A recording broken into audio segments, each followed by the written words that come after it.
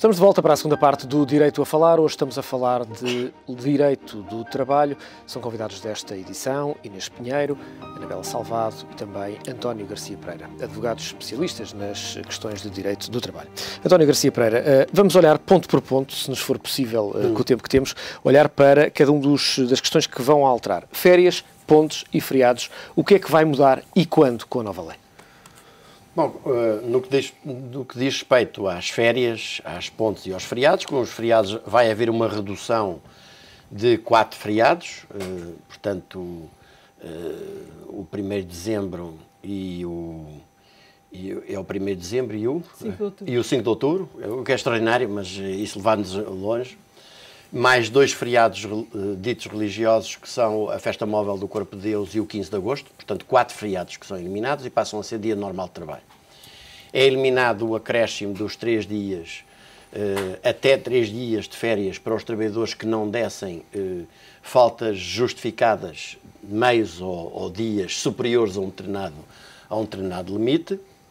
No limite, 6 meios dias ou 3 dias de férias, 3 dias de faltas justificadas, e que foi uma solução muito glosada em 2003 como absolutamente extraordinária para aumentar a produtividade da economia portuguesa e que agora os seus mesmos defensores aparecem a dizer que deve ser metida na gaveta. E no que diz respeito às pontes, passa a haver esta absolutamente extraordinária possibilidade de o empregador, se o feriado calhar a uma terça ou uma quinta-feira, fechar à segunda e à sexta, sendo esse dia obrigatoriamente considerado como dia de férias dos trabalhadores. E, portanto, nós temos aqui o acréscimo de mais de uma semana de trabalho por ano para trabalhadores que trabalham, em média, mais 48 horas por ano com o regime atual do que a média da União Europeia e mais 75 horas por ano do que a média dos trabalhadores alemães. Portanto, esta lógica do aumento do tempo de trabalho, isto também convinha ser devidamente dissecado, porque se fala em aumento de produtividade, porque se aumenta a dimensão quantitativa do trabalho prestado. Ora, atenção, a produtividade é um critério de relação que estabelece a relação entre o valor acrescentado e o número de horas trabalhadas. Se aumenta o número de horas trabalhadas, o facto do valor final da multiplicação aumentar também não significa que tenha havido nenhuma espécie de produtividade, porque a rácio mantém-se a mesma ou até diminui. E acho que há um outro ponto também, se me permite muito rapidamente, que é salientar como esta questão de diminuição dos custos laborais não contribuir em nada para o aumento da competitividade, bem antes, pelo contrário, resulta clara se nós analisarmos o que é hoje a relação dos salários que são pagos em Portugal com os salários que são pagos noutros países, e designadamente com a média da União Europeia, e com a produtividade. E eu daria apenas 2 dados.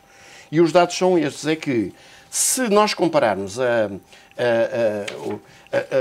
os salários pagos em Portugal, ou o tempo de trabalho, o custo-hora em Portugal com a União Europeia, a percentagem paga 52,4%. Isto é, aquilo que os tais 12 euros que o trabalhador recebe em média, atenção, uma média a nível de todos os setores da economia, que são os para a indústria, este valor é mais baixo.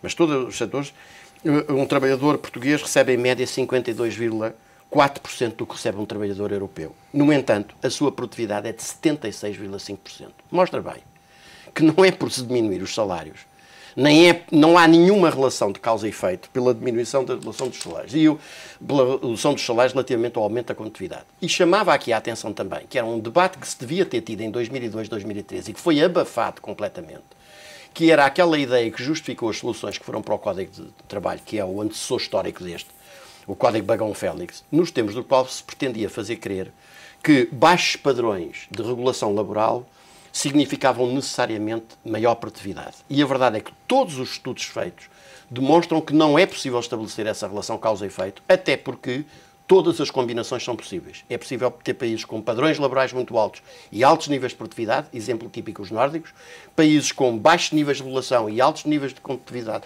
e de produtividade, exemplo típico os chamados tigres da Malásia, exemplos de países com altos níveis de regulação laboral e baixos níveis de produtividade, os exemplos dos países do sul do Mediterrâneo, e países com baixíssimos níveis de regulação laboral e baixíssimo nível de produtividade, exemplo típico de grande parte dos países da América Latina. Portanto, esta teoria de que vamos malhar no direito de trabalho, vamos flexibilizar no sentido de desregular, precarizar, embaratecer, porque assim se conseguirá um aumento da produtividade, é uma teoria que não tem nenhum fundamento científico. António Garcia Pereira, falámos de férias, pontos e feriados. Quando é que estas alterações vão entrar em vigor? Este ano já é possível que os trabalhadores tenham algumas variações naquilo que é os dias de férias, por exemplo, a marcar? Porque, obviamente, estamos numa altura em que a maior parte dos trabalhadores começa a marcar férias. Sim, em meu entender, não, mas essa é uma questão que está uma vez mais, o legislador arranja mais problemas ainda do que aqueles que já havia. Já com o Código de 2003 também, ao teimar a entrar em vigor no dia 1 de dezembro, se levantou. O direito a férias é o direito que se vence no dia 1 de janeiro de um determinado ano e corresponde ao trabalho prestado no ano anterior.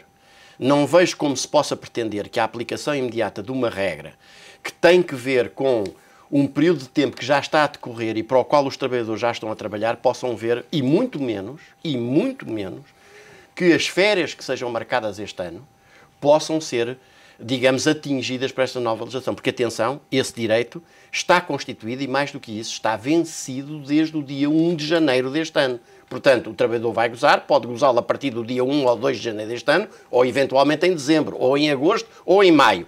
Mas o direito, enquanto tal, está constituído e vencido nas suas esferas jurídicas. Portanto, em meu entender, é claríssimo só para o efeito retroativo na aplicação da lei. Sim, mas efeitos retroativos, a não ser para o Tribunal Constitucional que a gente tem, que acha que é tudo constitucional desde que seja para supostamente combater a crise, exceto para os senhores do Tribunal Constitucional, para qualquer jurista digno desse nome, a aplicação retroativa em termos de afetar situações jurídicas constituídas é, em princípio, claramente inconstitucional por violadora do princípio da certeza e segurança jurídica dos cidadãos. Inês Pinheiro, relativamente ao banco de horas e horas extraordinárias, o que é, como é que vai ser aplicado, quais são as regras que norteiam a aplicação deste princípio? Em relação ao trabalho suplementar, mudou muito pouco, a não ser o custo do trabalho suplementar, ou a retribuição relativa ao trabalho suplementar, que mudou basicamente para metade.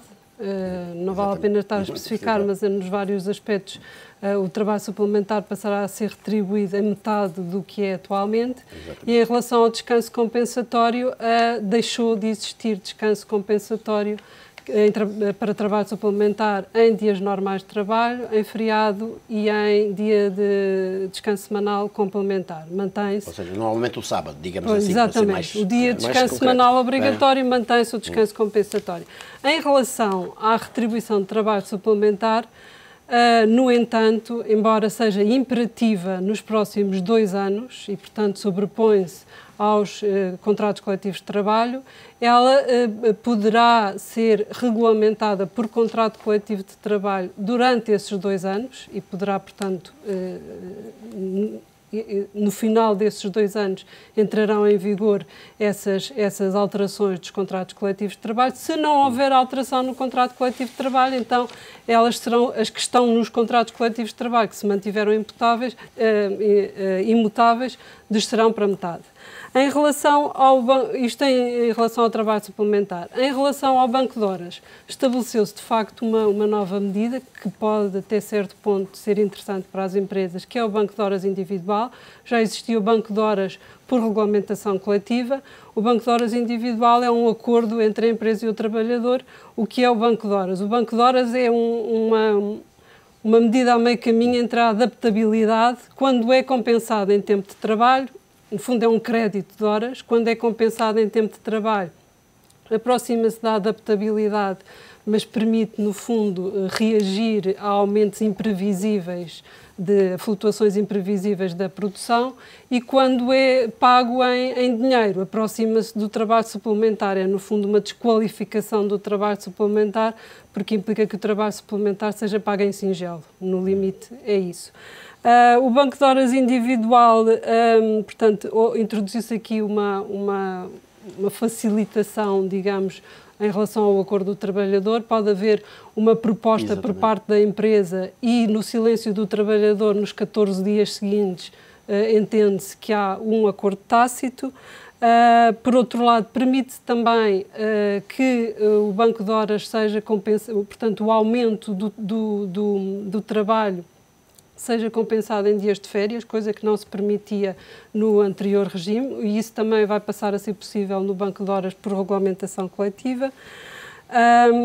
E em relação, estabeleceu-se também o Banco de Horas Grupal, que no fundo é uma extensão do Banco de Horas individual a todo o grupo, digamos, à unidade económica ou estabelecimento, desde que haja 75% dos trabalhadores que acordaram com a empresa um regime de banco de horas individual, ele poderá ser estendido a todo o grupo e, no caso de ser por regulamentação coletiva, 60%.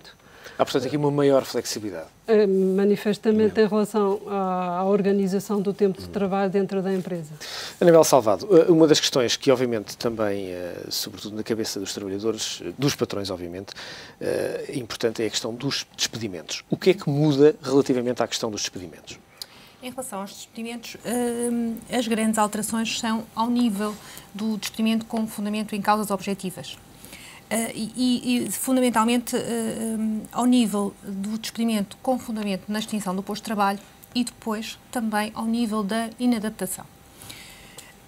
Curiosamente, havia há muito pouco tempo, uma juíza até bastante com muita experiência dizia-me que tinha alguma curiosidade em relação à questão do despedimento por inadaptação, porque ela tinha muito pouca memória que lhe tivessem passado pelas mãos situações de despedimento com fundamento na inadaptação. E ela dizia, das duas uma, ou de facto é um procedimento que está a correr lindamente e, portanto, não suscita qualquer tipo de conflito entre os trabalhadores e os empregadores, ou pelo contrário, é um expediente que não tem sido utilizado. E leio eu porque está completamente desajustado à realidade. Exatamente. E, portanto, apesar de já estar consagrado no Código do Trabalho, ele era de tal forma exigente ao nível do preenchimento dos seus requisitos que praticamente era uma forma de despedimento que não era utilizada pelos empregadores. Aliás, praticamente não há jurisprudência, pelo menos ao nível dos tribunais superiores, não há jurisprudência ao nível das situações de despedimento por inadaptação.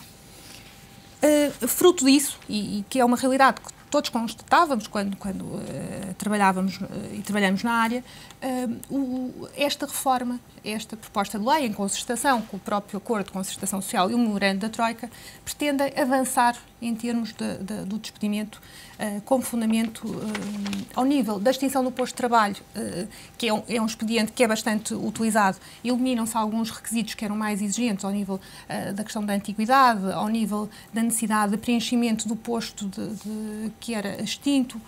Há aqui uma certa facilitação do próprio meio de cessação do contrato de trabalho, mas a grande questão que tem suscitado até muitas críticas tem a ver com a questão dos critérios, que vai ser possível, é comum dizer-se, vai ser possível despedir um trabalhador que não cumpra os critérios que tenham sido previamente estabelecidos com o empregador.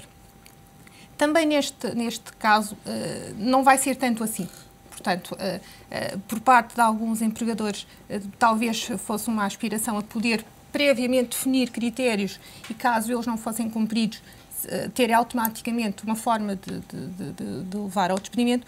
Também não se avançou assim tanto, mas, efetivamente, o despedimento com fundamento na inadaptação vai estender e vai, de facto, introduzir essa possibilidade de estabelecimento de objetivos acordados com o trabalhador e que depois poderão fundamentar esse mesmo despedimento. Dir-se-á, muito bem, mas que objetivos são esses? Mas que objetivos são esses e como é que eles vão ser determinados? Ainda não se sabe tudo, ainda estamos ao nível da proposta de lei, mas há duas certezas. Que os objetivos não poderão ser discriminatórios, naturalmente não poderão ser e subjetivos, direcionados para aquele trabalhador em concreto, mas sim, provavelmente, para todos os trabalhadores que estejam englobados naquela categoria. E outro requisito é que sejam sindicáveis, ou seja, o tribunal que venha posteriormente a apreciar aquele despedimento tem que ter capacidade de poder verificar se aqueles objetivos são ou não atingidos.